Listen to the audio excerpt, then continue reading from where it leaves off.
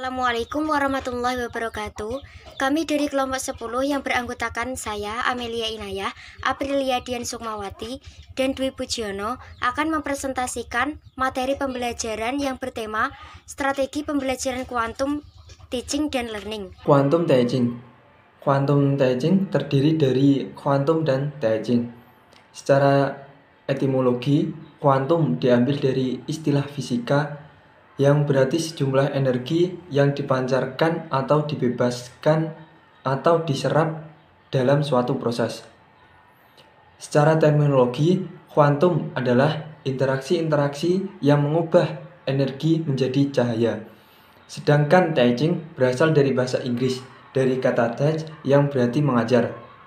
Maksudnya, mengajar merupakan suatu usaha yang menciptakan kondisi atau sistem lingkungan yang mendukung dan memungkinkan untuk berlangsungnya proses belajar.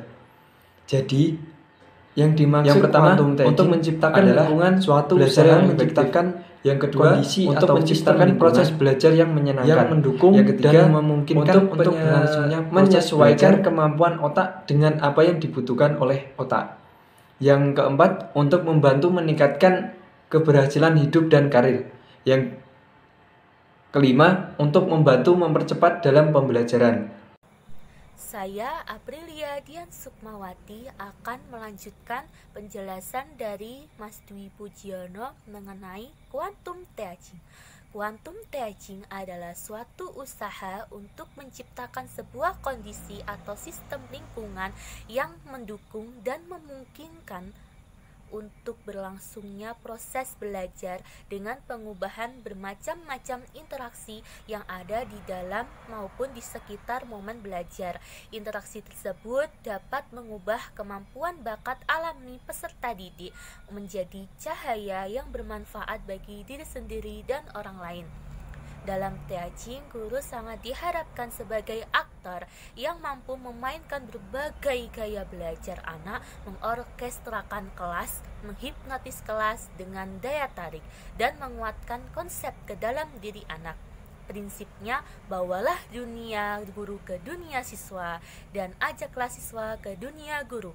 Dalam teaching, tidak ada siswa yang bodoh. Yang ada adalah siswa yang belum berkembang karena titik sentuhnya belum cocok dengan titik sentuh yang diberikan. Selanjutnya adalah strategi pembelajaran quantum teaching. Strategi pembelajaran quantum teaching terbagi menjadi dua. Yang pertama, teaching diarahkan untuk proses pembelajaran guru saat berada di kelas, berhadapan dengan siswa, merencanakan pembelajaran dan mengevaluasi. Pola teaching terangkum dalam konsep tandur, yakni tumbuhkan, alami, namai, demonstrasikan, ulangi, dan rayakan. Tumbuhkan dalam hal ini mengacu pada fase menumbuhkan minat siswa, sertakan diri mereka dan puaskan apa manfaat bagiku. Menumbuhkan suasana yang sangat menyenangkan dan menggembirakan di hati para siswa dalam suasana rileks. Pada langkah ini, guru harus menumbuhkan motivasi dan semangat belajar siswa dan memberitahu bahwa merekalah yang bertanggung jawab atas pendidikan mereka, serta mengaitkan pelajaran dengan masa depan dan berguna dalam dunia nyata mereka. Pola tahap alami ini adalah kegiatan di mana guru memberikan mereka pengalaman belajar, menumbuhkan kebutuhan mereka untuk mengetahui dengan unsur alami peserta didik dapat termotivasi untuk sesuatu yang benar-benar menjadi pusat perhatian mereka. Sesuatu yang benar-benar ingin mereka lakukan atau ciptakan inilah yang disebut hasrat. Tahap namai merupakan tahap pemberian kata kunci, konsep, model atau rumus atas pengalaman yang telah diperoleh siswa. Tahap penamaan memacu struktur kognitif siswa untuk memberi identitas, menguatkan, dan mendefinisikan apa yang dialaminya. Tahap namai ini saat di mana guru untuk mengajarkan konsep. Selanjutnya demonstrasikan, berarti memberi peluang kepada siswa untuk menerjemahkan dan menerapkan pengetahuan mereka ke dalam pembelajaran lain atau ke dalam kehidupan mereka.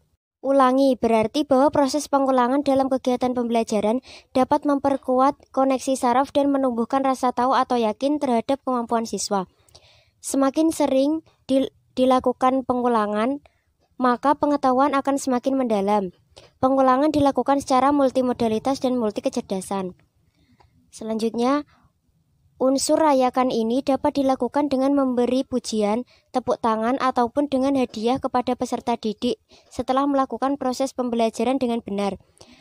Pemberian hadiah dapat membantu menguatkan perilaku tertentu yang diinginkan. Yang kedua, daya ingat dengan Slim and Bill, yaitu yang pertama, spasial visual.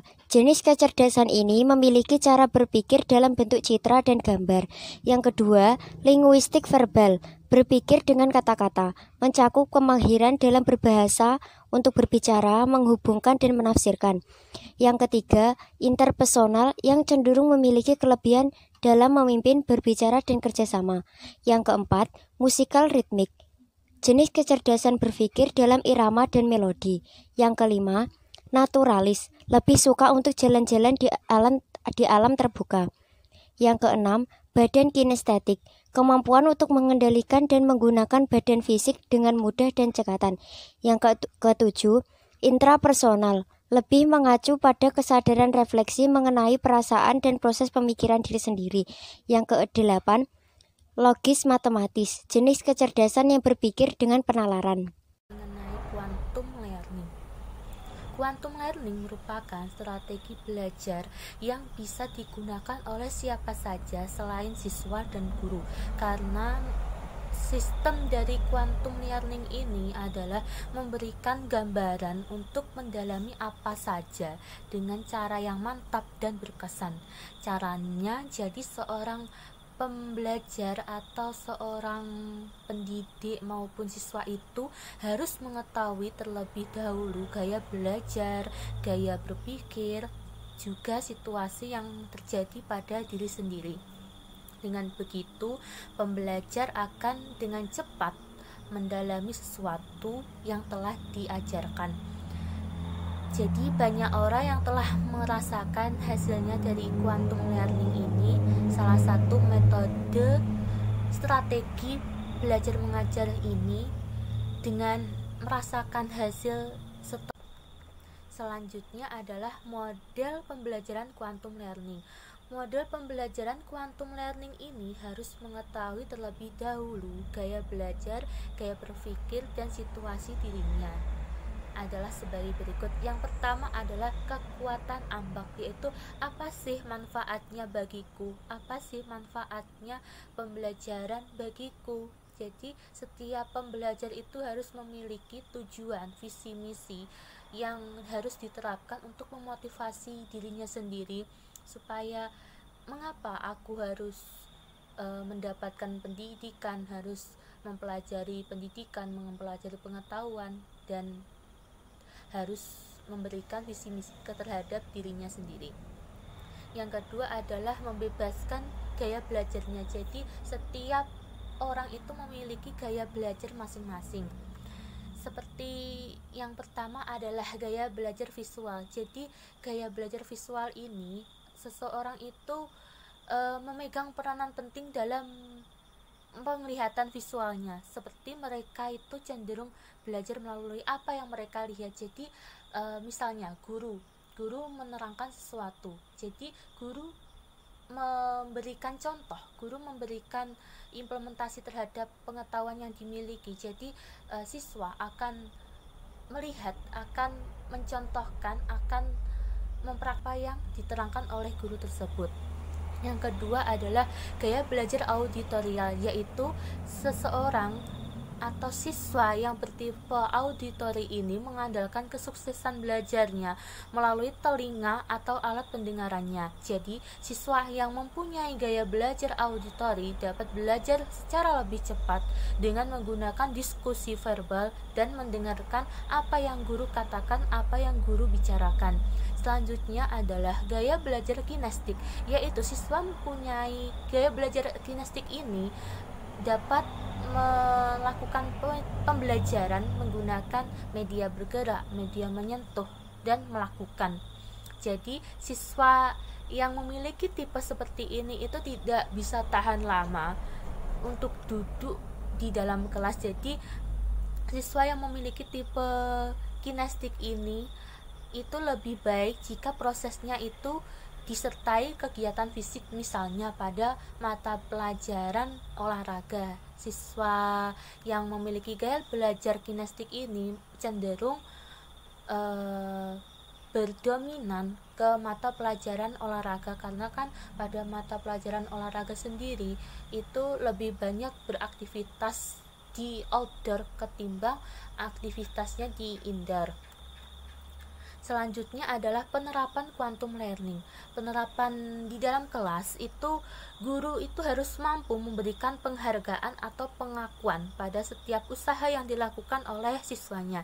Jika usaha siswa jelas salah, guru harus memberikan penghargaan atau pengakuan walaupun siswa itu salah, dan secara perlahan membetulkan jawaban siswa yang salah tersebut. Jadi guru itu tidak boleh mematikan semangat siswa dalam belajar.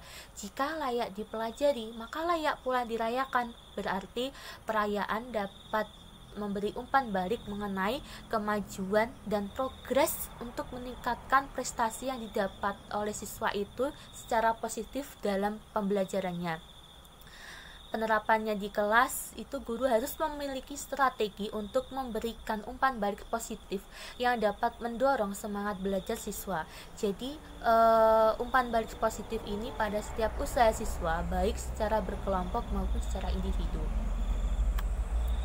Cukup sekian presentasi dari kami. Apabila ada salah kata, kami mohon maaf. Wabillahi taufik wal hidayah, waridho wa inayah. Wassalamualaikum warahmatullahi wabarakatuh.